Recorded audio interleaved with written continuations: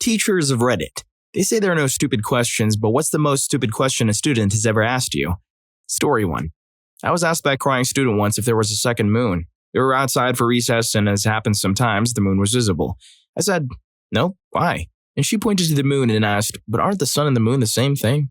4th grade student, not special needs or anything. She was crying because the other kids were making fun of her for thinking the sun and the moon were the same thing.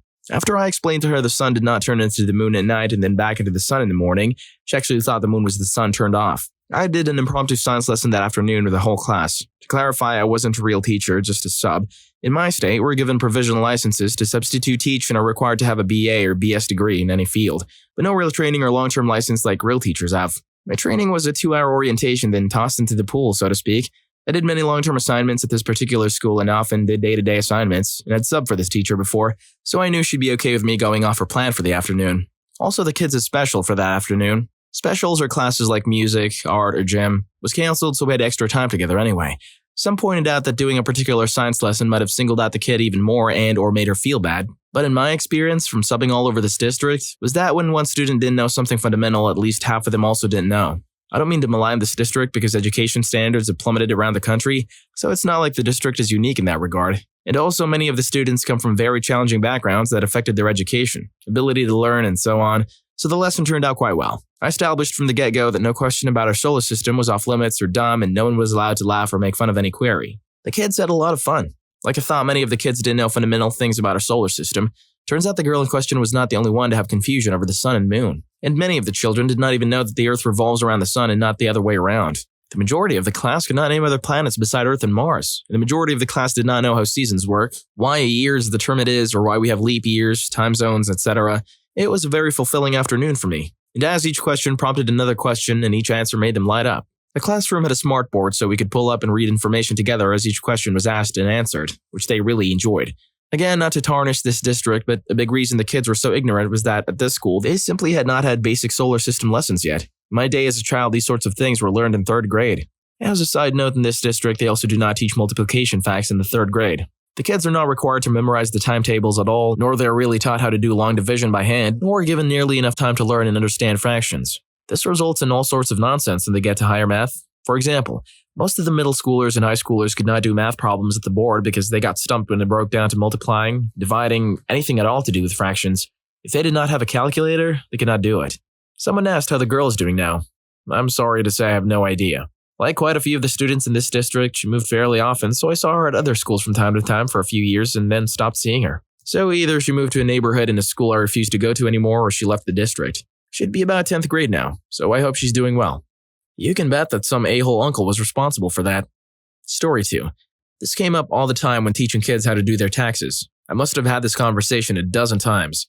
Student: "Sir, I don't know what to do at this part." I say, "What does the instruction say on that line?" Student: "Add boxes 23 and 24 and write the answer here." Absolutely dumbfounded, I ask, "So add boxes 23 and 24? I, to this day, have no idea how you teach someone to follow very explicit instructions. Story 3. As part of teaching the US government, I ran a zombie apocalypse scenario where the students had to respond to an ongoing crisis in real time using actual powers of the government as different parts of the government. That was my favorite activity all semester, and I went all in, including a large map of the US that would be updated for every day that passed. As part of this activity, I prepared a handout of a fake news story about the zombie apocalypse beginning in our hometown. It had pictures of zombies shambling around and was written all newspaper style. One day after handing these out, an 18-year-old student raised their hand and said, "Mr. Teacher, did this really happen?" Psst, guess what? This video is sponsored by none other than me and my awesome crew at Rufus Rugs. We're the masters of creating custom hand-tufted rugs that truly capture who you are. Whether you're looking to turn one of our intriguing thumbnails into a rug, for purely academic reasons, of course, or you're eager to transform your room with some epic anime-inspired designs, we can get it done for you. These are all handmade by me and the team from Canada. No dropshipping BS here. Real, handmade custom rugs by me and my friends. Click the first link in the description to learn more. Story 4. Not really a teacher, but I'm a federal budget analyst and had to train a new employee who had apparently been working in budgets for 20 years or so. She should have been able to quickly pick things up. She didn't. When I finally got her on the right track with our year-end financial reports, I told her she was close, but her numbers were off, so double-checked them. She responded with, "Well, wouldn't someone else just fix that?" No, that's exactly what you get paid to do. So you need to put the correct numbers in the report so we can publish it. What on earth would we do with the almost correct financial reports? The next day, she just couldn't figure it out, and I said, "You're really close. It's probably just rounding." She said, "Does it matter? How do you know when you should round it up or down?" I said, "Yes, it matters. Just use normal rounding rules." She asked what those are. I very slowly said, "You'd know, 0.5 or higher you round up." She had never been familiarized with that, apparently. Ultimately, I felt like I would have been better off teaching a third grader. How did she get hired in the first place? Story 5. I'm a corporate trainer, so hopefully this counts. I used to train content for an exam that everyone in our field must take to get licensed. If you didn't pass, you had to go back through the course. Well, I had a dude go through my class 4 times. 4. Here's the conversation we had before his third exam. Guy: "What attempt am I on?" Me: "Wait, what?" Guy: "Well, I've taken the test twice, but everyone else in here hasn't taken it, so am I taking my test for the first time or the third time?" Me: "What do you think?" Guy: "I don't know, that's why I'm asking you." The dude thought that he might be on his first attempt because he was back in a class with a bunch of people who were on theirs. Story 6. Taught English and literature in a juvenile justice long-term treatment facility. I have many great stories. Number 1, me. This is a map of the United States. Here's the Midwest. It's where your math teacher is from. Student: "Oh snap, we're in a war with them." Me: "Are you thinking about the Middle East?" Student: "Oh yeah, is that a different place?" 2. Me. Playing a trivia game with students. Johannes Gutenberg invented what? Student: Shoots his hand up in the air quickly before I even finish the question and am very sure of his answer. Cheese! 3. Student: Reading the Three Little Pigs out loud. And the big bad wolf huffed and he puffed and he passed it around. 4. Me. I've never heard that version of the story before, kid. Student: You wouldn't, mister. It's the hood version. To be fair, Gutenberg does sort of sound like a high-end cheese. Story 7. I'm a teacher and there really are no stupid questions from students. And if you read the responses, you'll see that they're mostly just questions from genuinely curious kids who have really big gaps in their knowledge or understanding. Which is not their fault, but the fault of previous teachers, their parents, or something they've read or heard about only in passing and misunderstood. The only questions that frustrate me are the ones that are willfully ignorant or asked as a joke and derail good discussions, or by a student that ignored my long and detailed instructions asking me the exact question I just spent minutes answering. But when you're dealing with 12 to 14-year-olds, it comes with the territory and it's all entirely forgivable, and I'm a teacher to help them learn how to be thoughtful humans. Story 8. Oh, this kid. I'm sure everyone has one in their grade. The type that is told his answer is wrong but somehow won't accept it and defends his factually wrong answer with the weirdest BS logic. It was the year that the game Fable came out, and the slogan was, "For every decision, a million outcomes." This kid was in the 9th grade English class and we were learning about actual fables. This kid asks the teacher, "Doesn't the word fable mean from a single decision, there's a million outcomes?" Cue everyone in the class slowly turning their heads to look at him. The teacher said, "No, a fable is a short story or tale used to establish or show ethics and morals. Something along those lines, aka the actual meaning of the word fable." The kid goes, "Oh, well, I think you're wrong because there's this game that came out in the commercials. It says for every decision, there's a million outcomes." The teacher and this kid literally argued about the meaning of the word fable for like half an hour in class, and everyone's telling the kid he's wrong and he refuses to accept it because the commercial said otherwise. He didn't actually use the word otherwise. I'm sure that it's out of his vocabulary range, but he refused to relent. Freaking Ryan, just shut up. The stupidest people I've ever come across are usually named Ryan. Must be some glitch in the Matrix. If you're not a Ryan, leave a like on this video and subscribe to the channel. Story 9. Teacher's assistant for a geography class. Kinda doesn't count, but whatever. I had been the TA for this class for 3 semesters and the professor had decided to retire. The new professor comes in and tries to make this class as not boring as it could possibly be. In her defense, she did teach the class with enthusiasm. Anyway, the second project for the class was a short presentation about different resources of the world, renewable energy, non-renewable, etc. I tell 90+ students and email every single one of them to email me their presentation when they're done, and I'll put them on a list for the order of presentations. I get a good 60 to 75 presentations. The week of presentations, I sent out an email with a list and got a good 10 or so emails back asking why they weren't on the list. I calmly explain to them the aforementioned instructions and send out a new list. After the first day, 5 more students asked me the same question. A bit irritated, I explained to them as well and announced it to the class once more. The list gets so long, the students' lack of preparation continues. Presentations get extended to 2 more weeks, and in those 2 weeks, the stragglers email me. At this point, I've lost my hope in humanity and I just get more and more irritated. I've done everything to ensure that every one of those students knew what to do for presentations. Even if they were out sick, they still had an email that they needed to check in case an announcement was made. It stuck with me for the rest of the semester, and I found out from my professor that some students complained about me as being the worst and rudest TA they ever had. Story 10. Not a question, but more of a statement that prompted a whole discussion when I was student teaching. To set the stage, I would like to point out that I am white and my leading teacher was African American, and the classroom was about 60% African American, 30% Latino, and the remaining 10% a mixture of Asian and white. This was also my advanced class when we were discussing the apartheid in Africa. Me. So the black Africans and white Africans. I get cut off by a student raising their hand. Miss, you can't say that. Me. Say what? Student. Black, it's African American. I am trying my hardest not to cry a little inside. No, that is actually not the correct phrase. Can anyone tell me why African American is not the correct term for this situation? Silence. Me. Okay, guys, look at it this way. Are we talking about Americans? No, we're not. We are talking about a racial issue in Africa with no relation to America at all. The definition of African American is a person of African descent living in America. So if the people we're talking about are not American, they cannot be African American, can they? So to talk about the racial issue, the labels used are black Africans and white Africans. As outlined by our textbook, the student still follows through. No, you can't say that. They're African American. At this point, my lead teacher is facepalming. She's in total disbelief, and as much as she loved to watch me struggle, she stepped in and tried to explain it as well. 20 minutes go by of the two of us trying our best. The bell rings. The kids still couldn't figure it out. I think we both nearly cried. Story 11. This one is one of my favorites. I had one of my choir students sitting there studying her hands for about 10 minutes. She wasn't really singing, just quizzically looking at both sides of her hands. So I finally asked what was so interesting about her hands. Her response, well, I was wondering, are gloves like undies for your hands? No, they are not.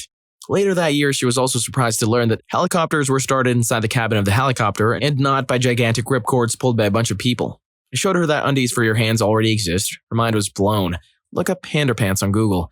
The helicopter comment was just a real lack of understanding. I had made some reference about how the music needs to move in the way a helicopter starts, very slowly, getting faster and louder until it takes off into a new idea. She commented how she thought they just started with a big ripcord. Wait. Hear her out for a second. Now what if the gloves were fingerless? Would they be hand underwear then? Story 12. In a college introductory astronomy class 1, we were doing a lab in the sun, where we used a flash animation that allowed you to set your latitude to anywhere on Earth on any day of the year, and watch the path the sun traces out in the sky. The point was to see things like the sun setting and rising farther south in the winter and north in the summer, in the southern hemisphere, and that the night and day cycle is more severe the closer you are to the poles. One of the locations we had them look at was the North Pole itself, since there, the sun moves in horizontal paths across the sky, meaning it's in either perpetual day or perpetual night. While looking at this location, one of my students noticed that the compass indicated that all 4 cardinal directions now said south instead of north, south, east, and west. I explained that since you were looking at the North Pole, no matter what direction you travel towards from there, you'll be heading directly toward the South Pole, and therefore any direction you go will be south. Admittedly, a weird concept, so I waited patiently while the student processed this and readied their follow-up question. Does that mean at the South Pole you fall off the Earth? Story 13. Not a teacher, but I had a girl in a few of my classes in high school that had some real what the f*** moments. Number 1, she once asked her geography teacher how the water got back to the top of a waterfall. Number 2, when overhearing my friend getting scolded for smoking, the teacher had said that his father quit cold turkey. She asked him how his father got hooked on turkey in the first place. Number 3. In history, we were being taught about corporal punishment and the term lashes came up. She didn't understand what was so severe about eyelashes being pulled out. She was pretty hot. Story 14. Me. So in the Saxon times, they cooked using fire, hunted animals for food, and built their houses out of wood and thatch. They had no electricity. Child. But miss, they still had electricity, right? Me. No, I just said no electricity. Child. What about solar power? Me. No. Child. Yeah, miss, those panels you put on the roof, I'm thinking about are solar panels. Me. Yes. Child. Yeah, well, they had those, right? Me. No. Child. But miss, how did they see without any sun? Me. They had the sun, but they didn't have solar power. They didn't even know what electricity was. Child. Oh, what, so they had solar panels, but no sun? Me. They were carving their freaking tools from wood. They wouldn't know what a freaking solar panel was if it smacked them in the face. I didn't actually say that last part. Story 15. Let me give you a bit of context first. I teach social science in Sweden, ages 16 to 18, and this particular question came from an 18-year-old. We had been working on a theme about crime, punishment, and legislation, and we had devoted a couple of hours to the issue of file sharing, whether it should be legal or illegal, the morality of it, etc. So on the test, I included a question about file sharing, both because I knew we had covered it in class and because I knew that every single one of them was guilty of file sharing. Wink, wink. As I always do when handing out a text or quiz, I ask my students to read all the questions before starting to answer them. As they started reading the questions, one of them looks up at me and asks, "Hey, teacher, what is file sharing?" There was a moment of complete and utter silence in the classroom, and then his classmate opened up on him, and oh my god, they were savage. The thing is, he just experienced a temporary brain freeze. Test nerves, probably. And I could see in his eyes right after he asked the question that it dawned on him. You know, that "oh crap" expression. To his credit, he took it like a champ. Just sat there and nodded as he got roasted so bad not even the best burn ward would have taken him as salvageable. Sweden's idiots make America's idiots look pretty dumb. Story 16. Not a teacher, sophomore year, world religions class. We were discussing animism in African tribes. The professor, a Baptist minister, is telling us that in some tribes the moon has special reverence because of its effects on the environment, the tides, and its association with women's cycles. This guy in the front row raises his hand. I knew him through mutual friends. He had grown up very sheltered. He was also very conservative and worshipped Ronald Reagan. He asked the professor, "What is a woman's cycle?" The professor took a second to process what he'd been asked. Then his expression changed, and he looked both stunned that anyone who'd managed to get this far in college would ask that, and furious that he would have to explain something so obvious. "Menstrual cycle," he said. "You know, her period." The guy nods, writes it down, and the class gets back on track. I told this story to everyone we both knew, and nobody was surprised. Story 17. When I was in college, there was a big derpy guy, we'll call him Bear. That Bear liked to run his mouth a bit, thinking that he was the most clever and funniest person in the room. We had a costume design professor who was great and everyone's grandma. Until you either interrupted her, she was stressing about something, or just in a mood. Then she turned into an aggressively passive-aggressive destroyer of worlds. This is during an intro to costuming. She's explaining to the class how to add and subtract fractions of an inch, so I've pretty much tuned out since I've never had issues dealing with fractions. After explaining her convoluted method of it for a bit, Bear decides to chime in. "I think we all understand the concept of an inch." I swear I saw her eyes start to glow red. I could feel the contained rage seep from her pores, but she restrains herself from slapping him across the room and moves on. "Wait, I don't understand," chimes in Bear. She then proceeds to spend the next 30 or something minutes explaining the concept of an inch to him, and basically only him. It would be much easier if you just dropped your drawers. Story 18. I teach history and religion. As I was driving with one of my students, I passed a church that I briefly attended during my freshman year of college. Pointing it out, I mentioned that they were a fundamentalist Protestant church. I'm by no means a fundamentalist Protestant, I promise, and I asked her if she knew the history of that church. I kid you not, her literal and immediate response was, "Yeah, aren't they the ones who followed Martin Luther King Jr. when he broke off from the Anglican Church but kept everything almost exactly the same?" Yeah, she somehow blended 3 separate religious reformations from 3 very different periods of time, confused which churches were a part of those reformations, and somehow threw the American Civil Rights Movement in there. It was pretty bad. I hope you enjoyed the video. If you made it this far, I'm sure you'll also enjoy Doctors, or Your Dumbest Patients. Story 3 was too funny. See you in that video.